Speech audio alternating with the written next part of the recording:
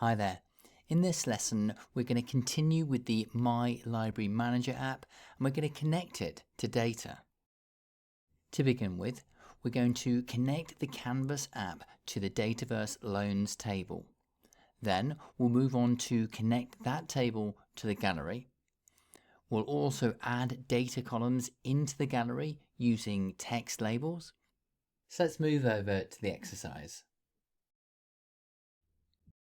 I'm in the Dev Environment tab of the Power Up Learning Hub and I'm going to select Start Experimenting.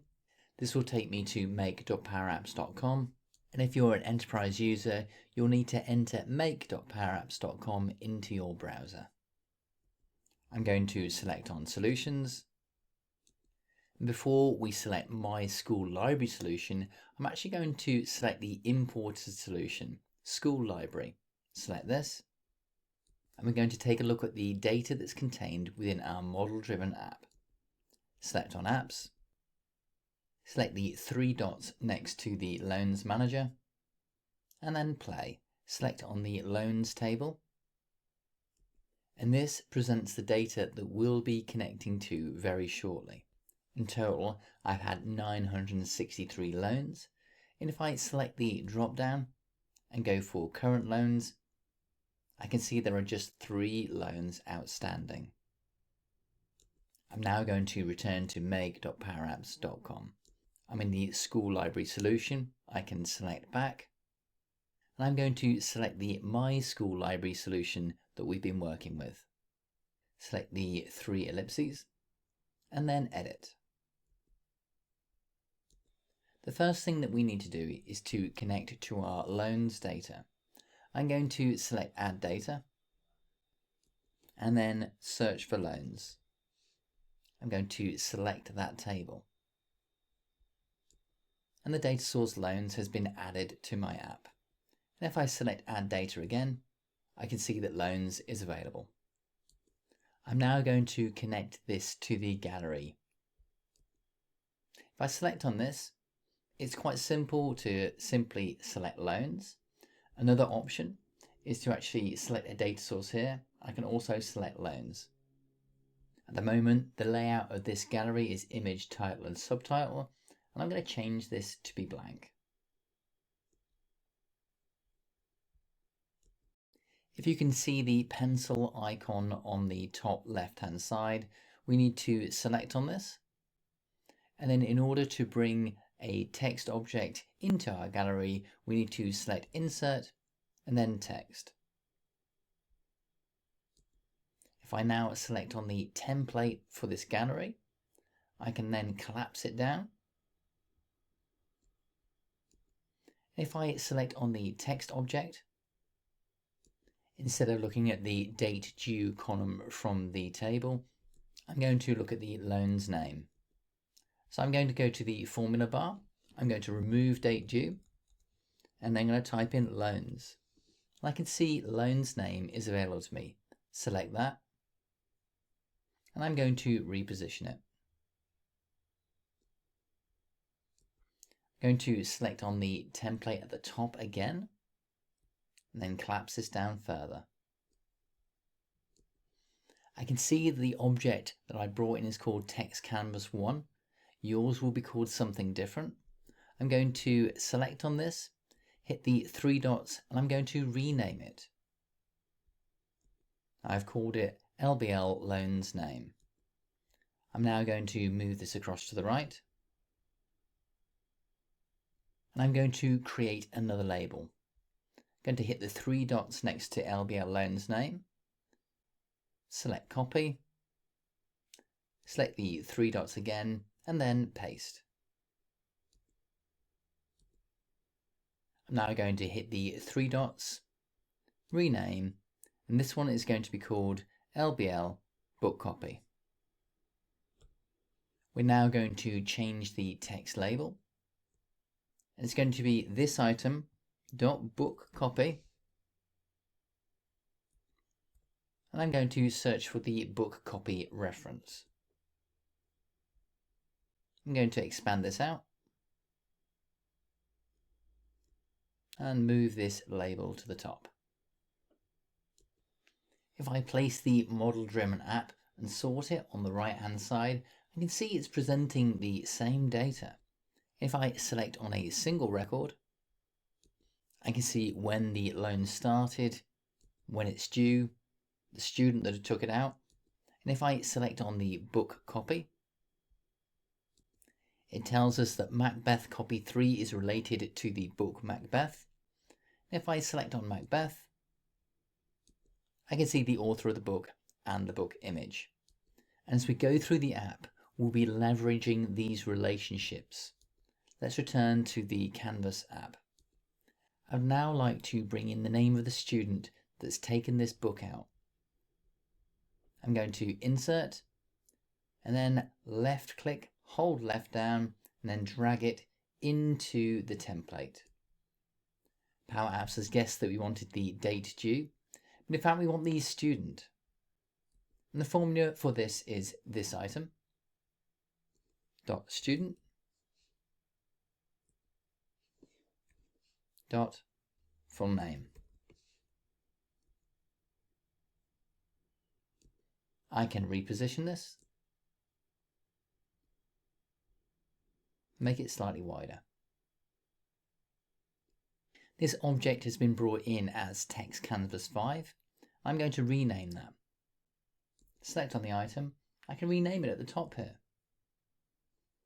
LBL student. Let's now bring in the date that the loan started. I'm selected on this item, and on my keyboard I'm going to select Ctrl-C and Ctrl-V. I'm going to drag this across further, and I'm going to type in this item, select that, dot, and it's going to be date loan start. I'm going to change the name of this label to be label date loan start. Select this. I'm now going to format this date in a way that's more pleasing to me. So on one side of text, I'm going to type in the word text, open the parentheses, then go to the end, then it's comma, then a quote, and the format is going to be DD MMM YYYY. Close the quotes and then close the parentheses. Note that if your formula isn't working, you may need to replace the comma with a semicolon. I'd now like to bring in some details associated with whether or not this loan is overdue or not. I'm going to hit the plus on the left hand side to insert, and then I have a text option here, and I'm going to drag this into the template. Notice that when I did this, I'd lost my tree view, so I'd need to return here. I'm going to rename this control to LBL is overdue. I can head up here. I'm going to change the column that we're looking at, and the column is overdue. Select this, and I'm going to drag this across to the left hand side. I'm now going to right click on this, copy, right click, paste, drag this across,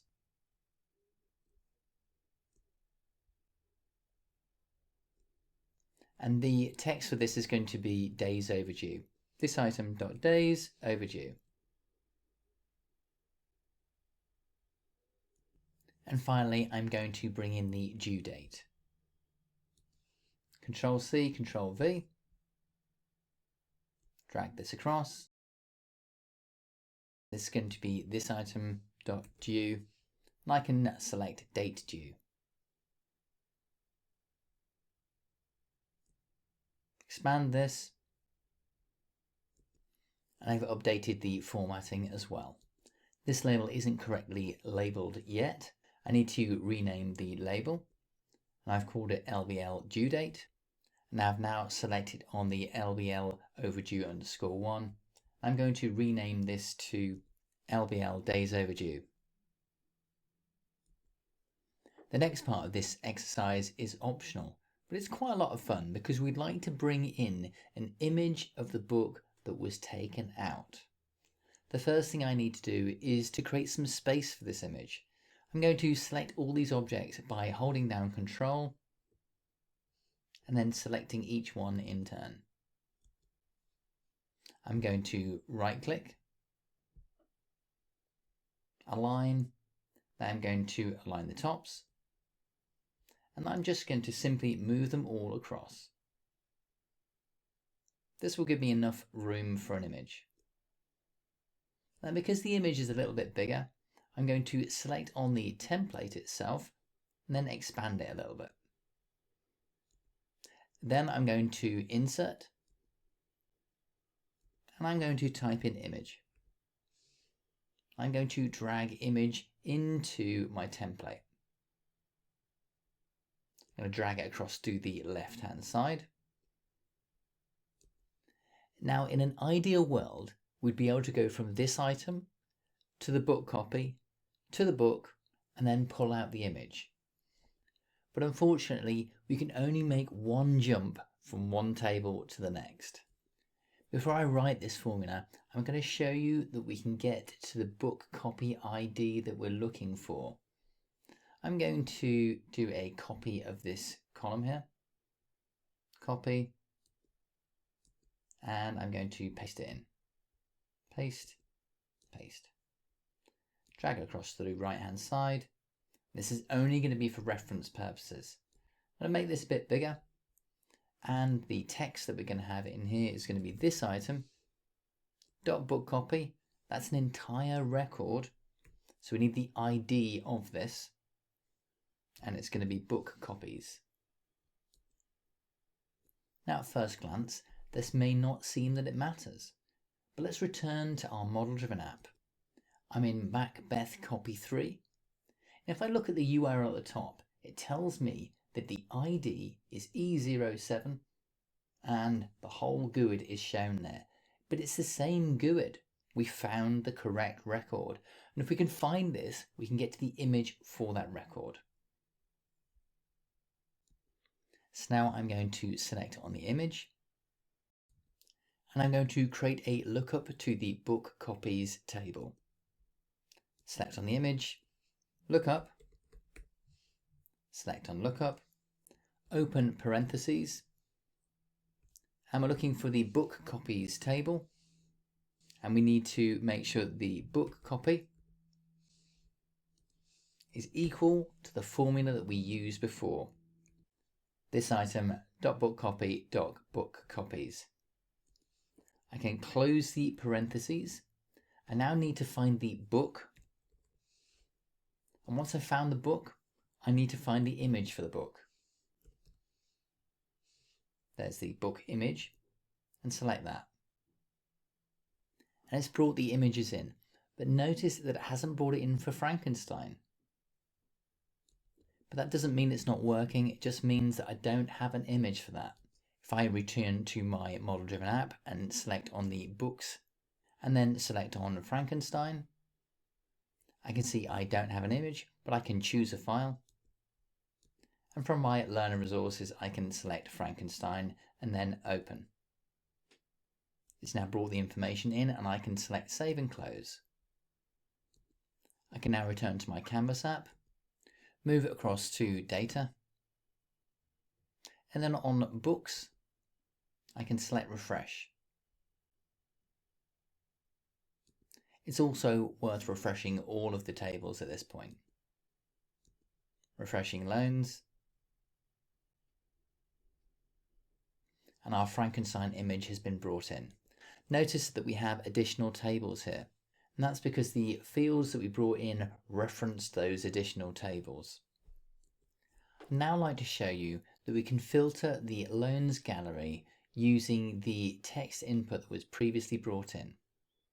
I'm going to select on the tree view. Then I'm going to select on the text input. I'm going to rename this input to TXT search. Now I'm going to select on the main area of the gallery. I can see that I'm selected on Gal Loans. I'm going to select the drop down to give me some more space. And then before loans, I'm going to type in search. Select on search. We're going to search for loans. What are we going to search for? It's going to be txt search. That's the control we created. And we're looking for the value property. And then we need to compare it to something in the loans table. We're going to use the student full name. And then I'm going to close the parentheses. If you're getting formula errors at this point, replace the commas with a semicolon. If I wish, I can format the text at this point. I can also hit the drop down and explain this formula. This expression searches the loans table for records where the student full name column matches the value entered in txt search. I'm going to copy this, close it, and then just after the parentheses, I'm going to add in 2 forward slashes and then Control V to paste this in. This means if we ever return to this formula, we can see what it's doing. We can now see if this is working as expected by selecting Preview. And we can search for student. I'm going to look for Alex. I can see all the loans that Alex has ever taken out. Let's try another student. This time we'll go for Yuki. I need to select off this. I can see all of the loans that Yuki has taken out. I'm going to make one final change to this formula. Select on the X. I'm going to select on the gallery. I'm going to remove the explanation. Delete that. Scroll to the top. Just before search, I'm going to do Shift Enter and then sort. And we're sorting through the table that the search creates. Do a comma or a semicolon, Shift Enter, and it's going to be date loan start.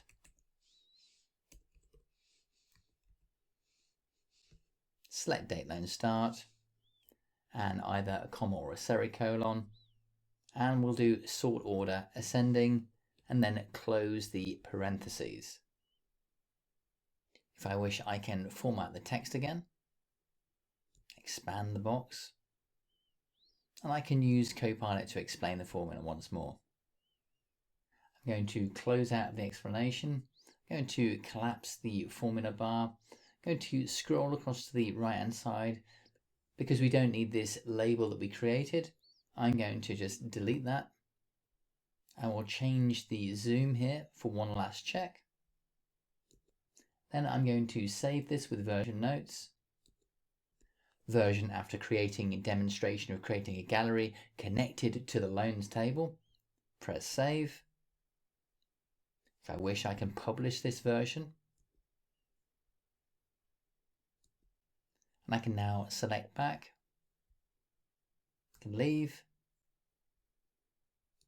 And I'm returned to the My School Library solution. At this point, if I wish to play the app, I can select the 3 dots and then play. And that brings this exercise to a close. I hope you found this lesson useful, and I'll see you in future videos.